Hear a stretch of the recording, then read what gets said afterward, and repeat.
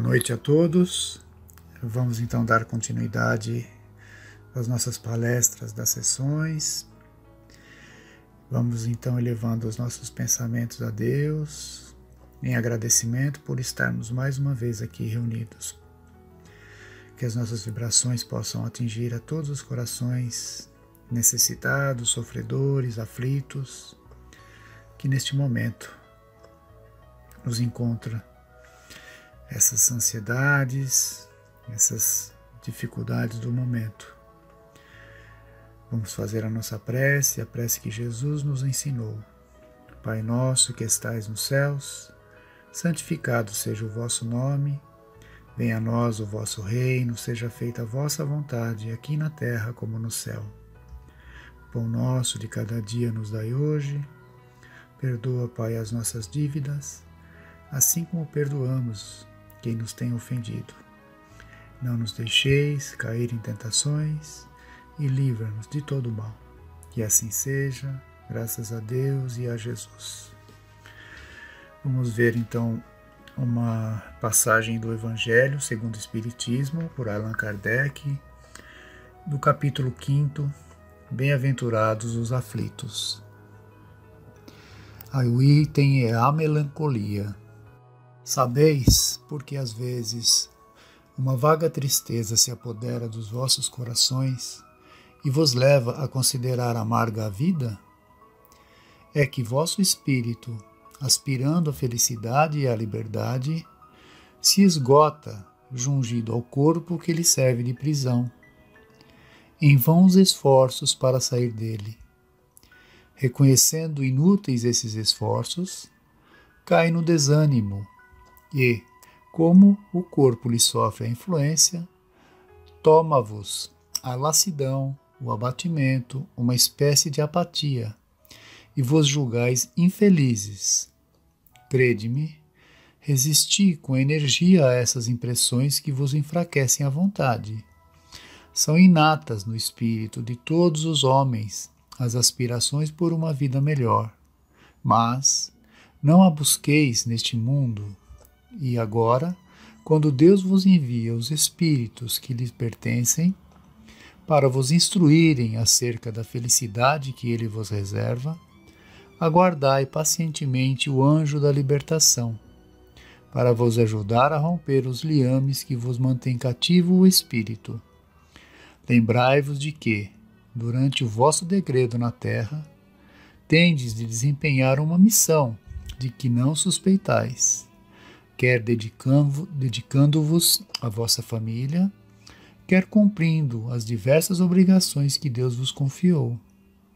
Se no curso desse degredo, provação, exonerando-vos dos vossos encargos, sobre vós desabarem os cuidados, as inquietações e tribulações, sede fortes e corajosos para os suportar.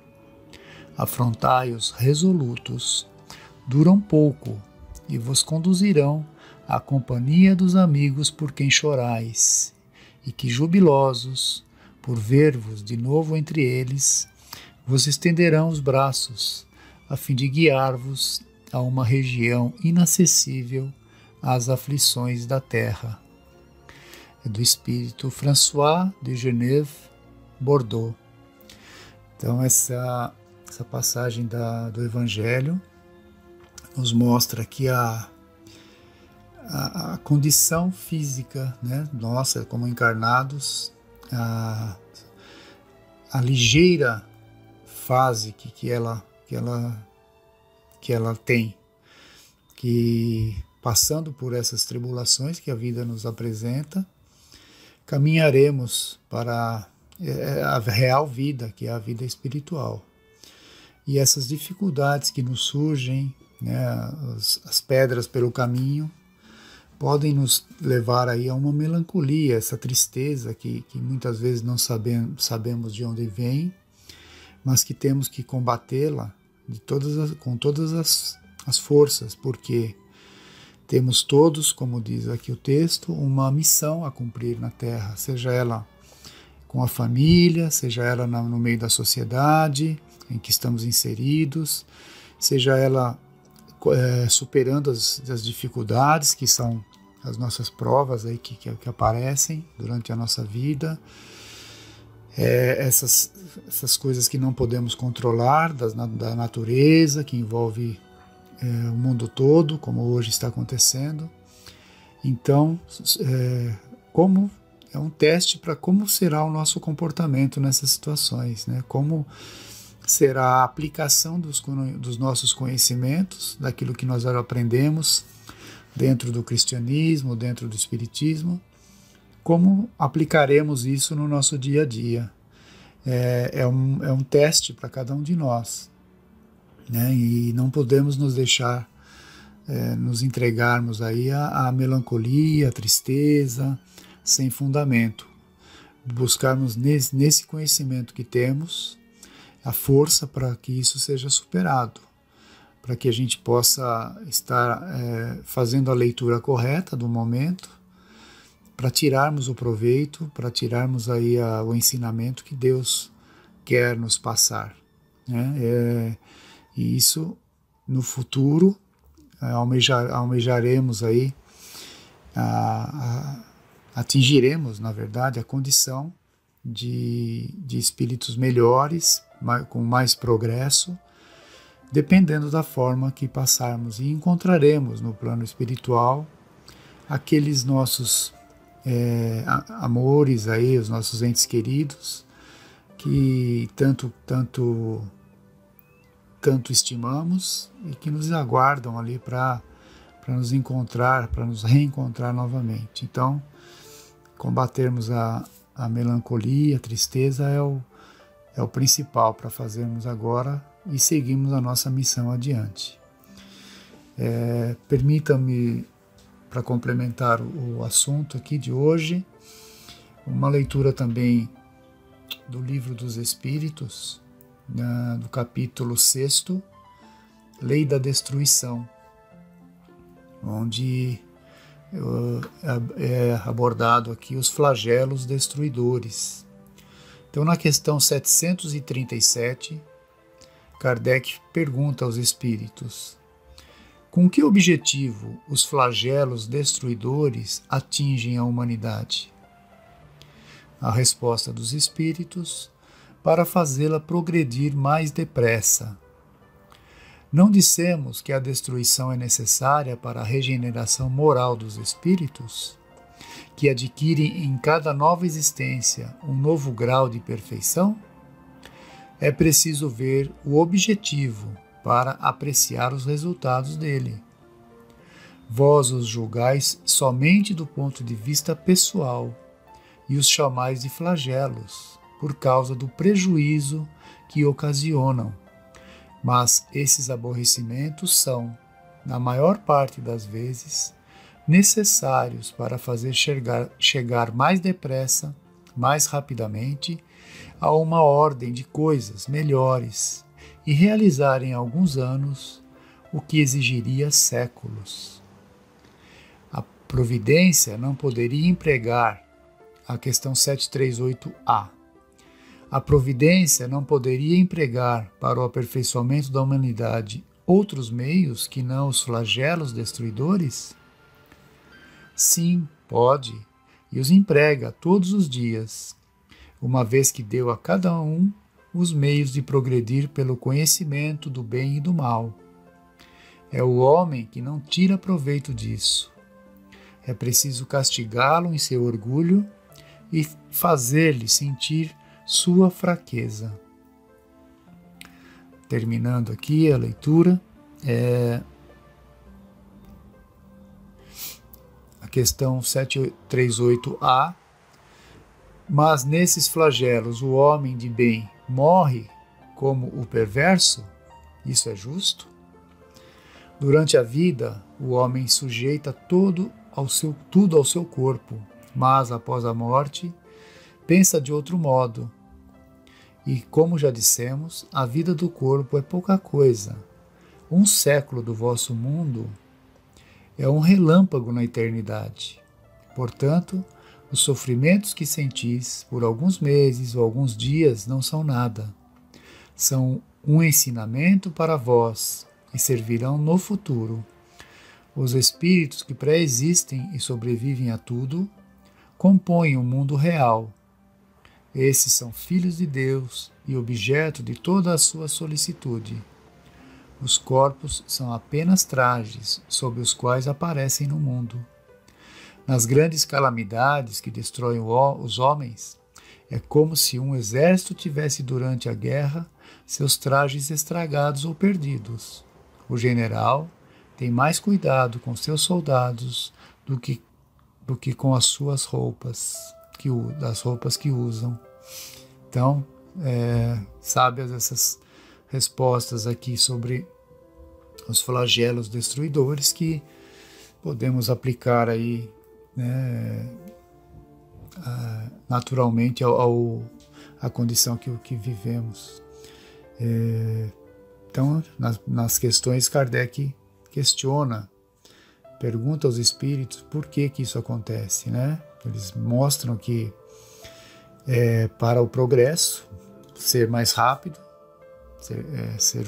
existe um progresso no planeta mais rápido, né, do que dependesse apenas da boa vontade do homem. Então isso acontece para acelerar esse progresso. E também ele pergunta se Deus, né, providência, Deus no caso, não poderia usar de outras formas para atingir esse aperfeiçoamento, não sendo os flagelos. E o que eles respondem? Que sim, né, e que ele os emprega diariamente, né? Isso é empregado diariamente, só que o que acontece é que o homem não age, não utiliza essa outra forma que seria menos dolorosa para nós, né? Para o nosso progresso moral. O homem não os aplica. Então, e Deus não pode ficar esperando que isso aconteça, porque vai demorar muito tempo para que para que parta do homem essa decisão de modificação. E então acontece esses flagelos para que nós combatamos aí o nosso orgulho e que a nossa vontade mude através da dor, né? O progresso venha através da dor, que como momentos como esse que estamos passando de reflexão, de isolamento, de estudo, de análise, né, de pensamentos que nos tragam aí essas lições e que fiquem em nós através da mudança de cada um, né, nas suas atitudes, nas suas condutas aí diárias, que não serão mais a mesma, né? Não serão mais as mesmas a partir do término dessa situação. E na última questão aqui ele pergunta, mas nesse momento todos são atingidos, né? Tanto o homem de bem como aquele que ainda age no caminho incorreto, no caminho de dificuldade. Todos são atingidos. Que é justamente o que vemos, todos, né? O rico, o pobre, o bom, o mal, quer dizer, aquele que já é esclarecido, aquele que não é, todos são atingidos nesse momento, e que aí faz parte da justiça de Deus, não dando privilégios a nenhum de nós, né? A nenhum dos encarnados, a nenhum país, a nenhuma condição social. Então, vemos aqui nessas três questões realmente a justiça de Deus que se emprega aí a todos nós nesse momento de dificuldade, de buscas, né? Buscas científicas, buscas governamentais, necessidade da união dos homens, da união de forças para superar tudo isso e principalmente da transição, né, da fase transitória em que passa o nosso planeta, e que nós temos que agradecer a Deus por estarmos participando disso, desse momento, e tirarmos aí o ensinamento necessário, tá bom? Então, vamos tendo essas reflexões aí, as leituras, para que a gente possa entender um pouco mais tudo o que nos acontece e buscarmos aí cada um dentro de si essas modificações necessárias, tão importantes para nós, para que a gente passe com determinação, com resignação principalmente, acreditando em Deus, naquilo que Ele nos designa para cada um de nós, para o nosso planeta, e que seja feita a vontade dEle. Vamos então encerrando a nossa mensagem de hoje, fazendo a nossa oração, agradecendo a Deus por tudo, por esses momentos tão importantes. Pai nosso que estais nos céus, santificado seja o vosso nome. Venha a nós o vosso reino, seja feita a vossa vontade, assim na terra como no céu. O pão nosso de cada dia nos dai hoje. Perdoa, Pai, as nossas dívidas, assim como perdoamos os nossos devedores. Não nos deixeis cairmos em tentações e livra-nos de todo mal. Que assim seja, graças a Deus e a Jesus. Uma boa noite a todos, fiquem todos em paz.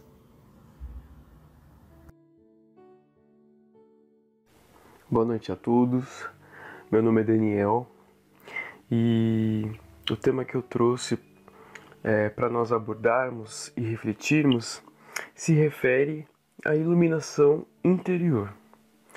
É um tema muito interessante, porque toda vez que a gente fala em autoiluminação interior, a gente quer dizer, na verdade, extirpar o egoísmo que existe dentro da gente. No livro Consolador, que é de autoria do Emmanuel e foi psicografado pelo Chico, na questão número 230, foi perguntado: como iniciar o trabalho de iluminação da nossa própria alma? E Emmanuel responde: esse esforço individual deve começar com o autodomínio, com a disciplina dos sentimentos egoísticos e inferiores, com o trabalho silencioso da criatura por exterminar as próprias paixões. Todavia, o conhecimento é a porta amiga que nos conduzirá aos raciocínios mais puros, porquanto na reforma definitiva de nosso íntimo é indispensável o golpe da ação própria, no sentido de modelarmos o nosso santuário interior na sagrada iluminação da vida.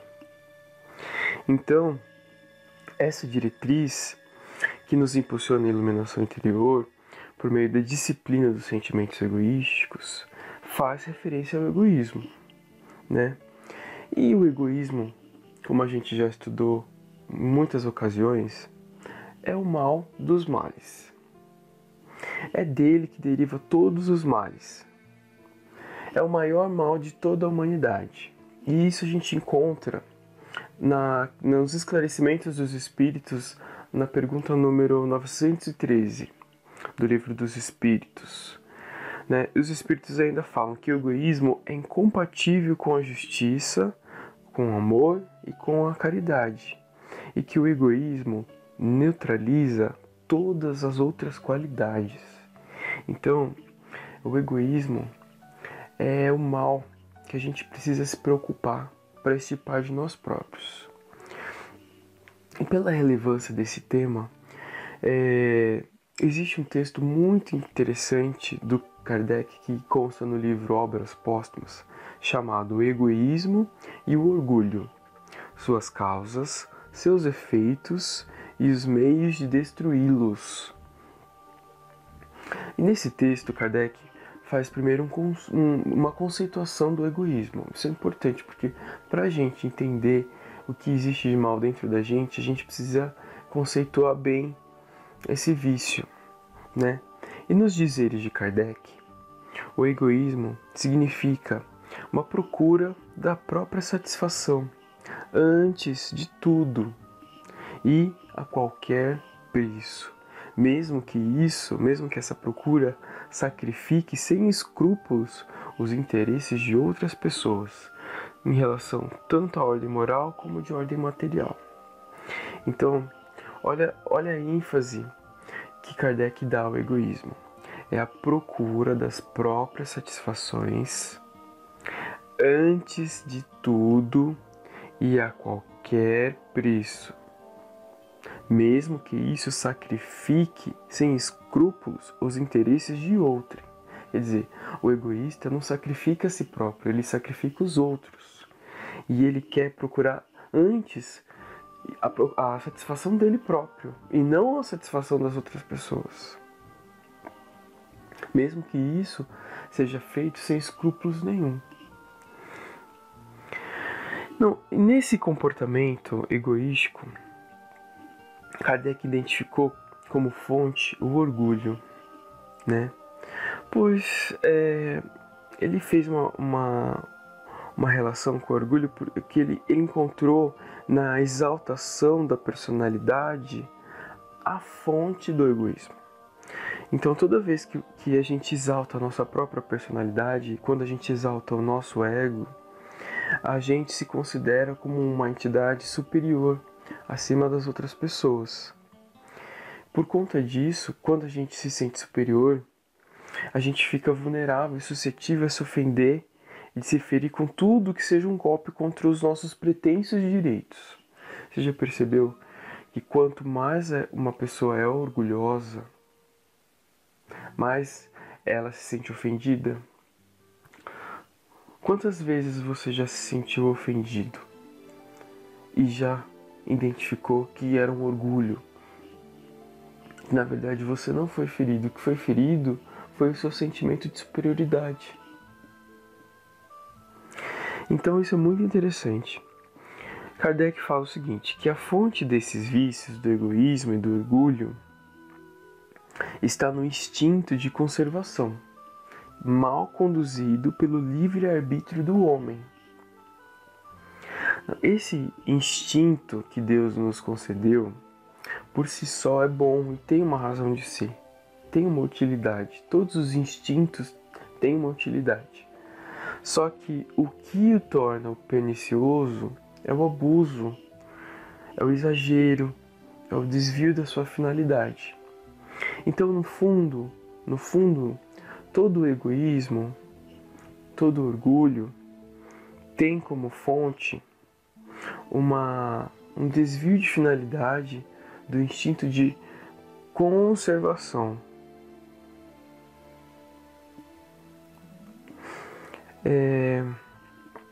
Prosseguindo no tema, Kardec nos mostra que para a gente ser feliz, para a gente conquistar a felicidade, o homem precisa conviver de uma forma pacífica e que essas relações pacíficas sejam animadas por sentimentos de benevolência, indulgência e condescendência. Em outras palavras, a caridade e a fraternidade são condições da nossa felicidade e também constituem deveres sociais. Mas para que isso ocorra, a caridade pressupõe uma abnegação. E é por isso que Kardec afirma que, mesmo que as instituições sociais mais progressivas e mais generosas, elas não se sustentarão enquanto reinarem o egoísmo e o orgulho. Então, agora ele faz uma visão não apenas individual, mas uma visão coletiva, social, conjunta. Para que todos nós sejamos felizes, a gente precisa se relacionar bem, né? Isso tudo, esse esclarecimento da doutrina, é uma tradução da regra áurea que Jesus nos ensinou, né? A regra áurea é amar a Deus sobre todas as coisas e ao próximo como a ti mesmo. Então, quando a gente consegue assimilar essa regra, a gente se torna mais feliz, menos egoísta, mais fraterno, mais caridoso. E a Kardec avança no texto e ele fala o seguinte, que a gente não pode tentar pretextar uma impossibilidade de extirpar o egoísmo, dizendo que ele seria inerente ao homem. Não, ele não é inerente ao homem, porque todos nós nascemos, que fomos criados por Deus, simples e ignorantes, todos, né? Então, o mal não é inerente ao ser humano. O mal é consequência do nosso abuso, né?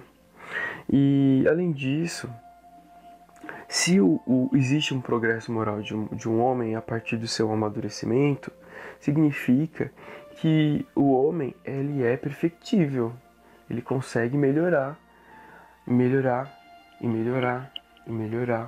até chegar ao estado puro, né? Até ele se depurar de todos os vícios, todas as paixões. E, além disso, na nossa sociedade, embora seja uma exceção, encontramos pessoas generosas, caridosas, que são absolutamente humildes, abnegadas e que trazem essas virtudes inatas, né? Então, assim, se existe pessoas assim, caridosas, se a gente consegue observar o progresso moral de uma pessoa a partir do seu amadurecimento, e se todos nós fomos criados com as mesmas condições, simples e ignorantes, então não temos como pretextar, não temos como justificar a manutenção do nosso egoísmo. O egoísmo é destrutível, sim, e precisamos extirpá-lo. Nessa linha de raciocínio, Kardec aponta observações muito interessantes, né? Ele fala o seguinte, que todos nós estamos destinados ao progresso moral. E o que nos retarda nesse trabalho de autoburilamento é a falsa concepção que a gente traz da gente, né? A falsa concepção que a gente traz da vida. E aí eu vou ler um trecho desse texto que não dá pra gente traduzir, porque as palavras do Kardec são plenas por si próprias. Abre aspas. A principal dessas causas, das causas do egoísmo e do orgulho, se liga evidentemente à falsa ideia que o homem faz de sua natureza. Não sabendo de onde vem, se crê mais do que não o é. Não sabendo para onde vai, concentra todo o seu pensamento sobre a vida terrestre. Ele a vê tão agradável quanto possível. Quer todas as satisfações, todos os gozos. É porque caminha sem escrúpulos sobre o seu vizinho, se este lhe faz obstáculos. Mas, para isso, é necessário que ele domine. A igualdade daria a outros direitos que quer ter sozinho. A fraternidade lhe imporia sacrifícios que estariam em detrimento de seu bem-estar. A liberdade ele a quer para si, e não o concede aos outros, senão quando ela não leve nenhum prejuízo às suas prerrogativas. Tendo cada um as mesmas pretensões, disso resultam conflitos perpétuos, que fazem pagar bem caro alguns dos gozos que venham a se proporcionar. Então, o egoísta e o orgulhoso, ele quer ser reconhecido, ele quer exercer os direitos de uma forma individual, que só ele possa exercer. Ele não quer que todos tenham os mesmos direitos, as mesmas prerrogativas. Porque se todos tiverem a mesma prerrogativa, ele não vai ter vantagem, né? Ele não vai ter uma facilidade. E é aí que está o conflito, porque se todo mundo pensar dessa forma, se todo mundo não reconhecer a igualdade no outro, sempre vai haver conflito na nossa sociedade, no nosso mundo. Por outro lado, a gente pode concluir o seguinte, né? que se o homem se identificasse com a vida futura, a sua maneira de ver o mundo, de ver a vida, mudaria completamente. Isso a gente pode ter certeza, né? Reconheceria na vida presente apenas um estágio temporário, em contraposição a uma vida futura infinita e esplendorosa. Essa é a visão que o Espiritismo nos dá. A gente conseguiria verter todos os sacrifícios à vida futura, em vez da vida presente. E, consequentemente, todos os interesses mundanos que a gente tem hoje, e que a gente às vezes nem identifica, mas nós temos interesses mundanos, a gente transformaria esses interesses em acessórios, em secundários, em vez de principais, né? Os interesses espirituais seriam os interesses principais. Então a gente precisa fazer essa alteração, mudar o nosso foco. E se a gente afastar, mesmo que a gente afaste todos os interesses mundanos de foco, isso já vai ser um progresso enorme, porque a gente vai eliminar o objeto do nosso egoísmo. Mas mesmo assim, a gente ainda vai precisar afastar a causa do nosso orgulho. A gente vai precisar afastar a causa do nosso orgulho. E qual que é a causa de nosso orgulho? Segundo as palavras de Kardec, abre aspas. A causa do orgulho está na crença que o homem tem de sua superioridade individual. E é aqui que se faz sentir ainda a influência da concentração do pensamento sobre a vida terrestre.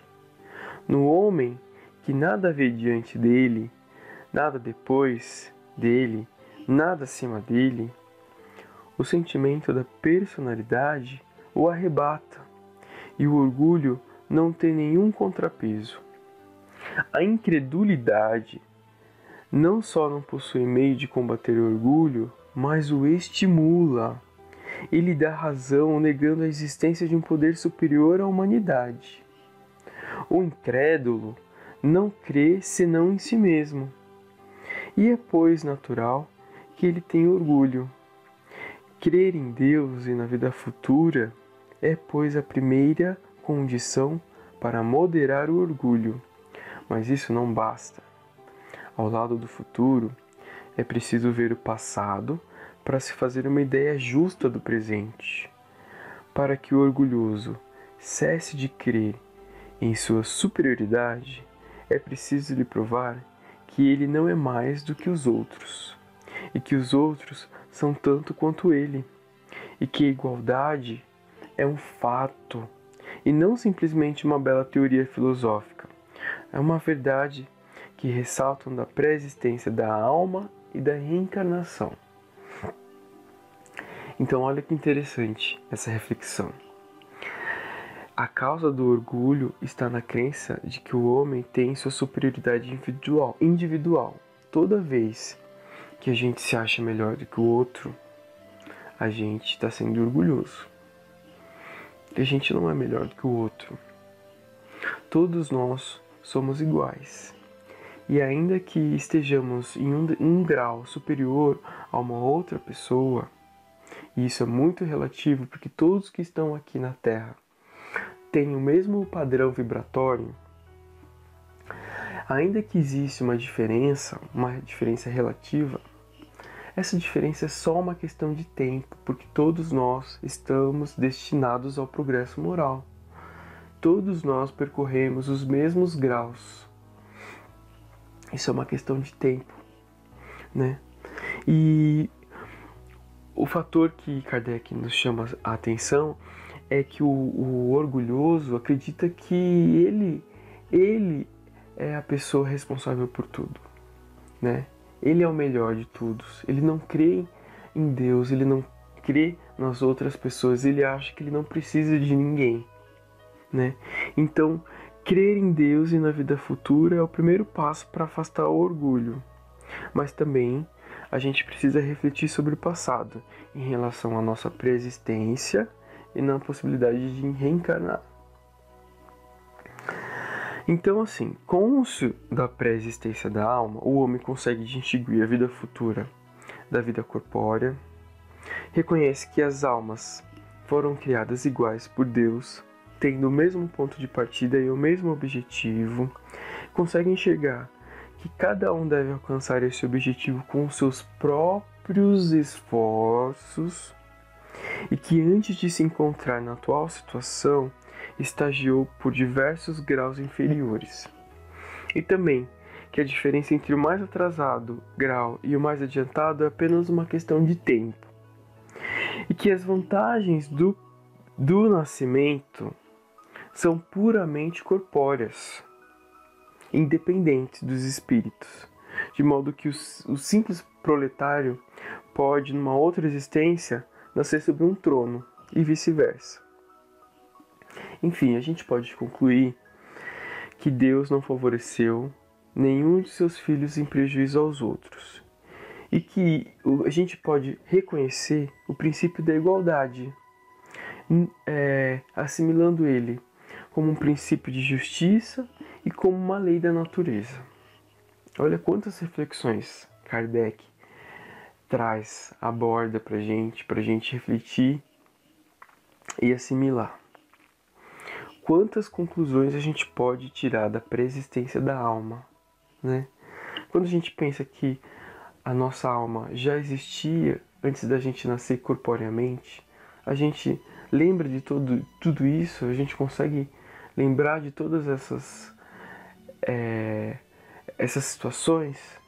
Precisamos identificar que quando a gente fala em pré-existência da alma, existe tantas proposições para a gente refletir, né?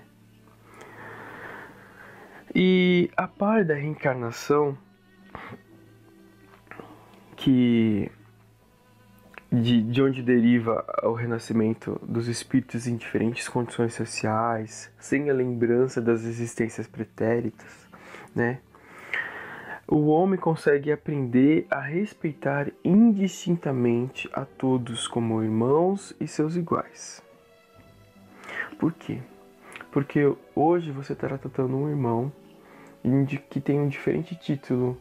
Pode ser um parente, pode ser um pai, pode ser um filho, pode ser um empregado, pode ser um empregador, pode ser um vizinho. Mas na existência anterior ele pode ter sido uma pessoa importante na sua vida, pode ter sido um pai, pode ter sido um companheiro, pode ter sido um inimigo, né? Então é bom que a gente não saiba quem fomos nas outras existências, porque se a gente soubesse, além de dificultar a nossa convivência, porque a gente lembraria de muitas coisas e a gente não consegue perdoar com facilidade, a gente não ia ter o nosso mérito. Então por isso que existe o véu sobre o passado. E Kardec vai concluindo que o Espiritismo, como terceira revelação, não apenas sanciona a doutrina moral de Jesus, mas também esclarece uma lei da natureza, né? E é a partir do Espiritismo que o ser humano vai conseguir compreender a solidariedade que existe entre o presente, o passado e o futuro. E que sozinho o ser humano não é nada, né? E que todos têm necessidades uns dos outros, né? É aí que está o princípio da igualdade, o princípio da justiça. E a gente precisa assimilar tudo isso com a nossa fé raciocinada. Nesse caminho que foi trilhado, conduzido ali por Kardec, mostrando como que a gente deve extirpar os nossos vícios de egoísmo e de orgulho, a gente consegue, pouco a pouco, eliminá-lo por falta de objetivo e de alimento. E assim, a gente consegue criar uma relação social sob o império da caridade e da fraternidade. Então, a palestra foi um pouco longa, porque é um assunto muito rico, muito profundo, e assim, não dá para abordar ele de uma forma complexa. Tive que ser um pouco superficial, Mas assim, quem tiver interesse, procura no livro Obras Póstumas esse texto. E essa reflexão de hoje serve para a gente pensar na nossa iluminação, porque quando a gente desencarnar, a gente vai precisar ter luz própria, né? A gente não vai poder achar que só pelo fato de sermos espíritas que a gente vai criar essa iluminação. Não basta ser espírita, nós precisamos eliminar o nosso egoísmo. Então que fique essa reflexão para nós, né? Que essa reflexão desperte o sacrifício dos interesses do nosso ego e que a gente reflita também sobre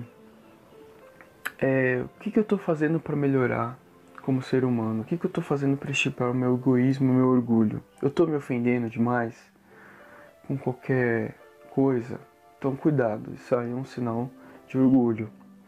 E por fim, eu gostaria de lembrar aquele episódio em que os apóstolos estão discutindo qual deles seria o maior. E o mestre Jesus, quando ficou sabendo, respondeu: quem é o menor entre todos vós, esse é o grande. Que a gente possa refletir sobre isso. Muito obrigado, gente.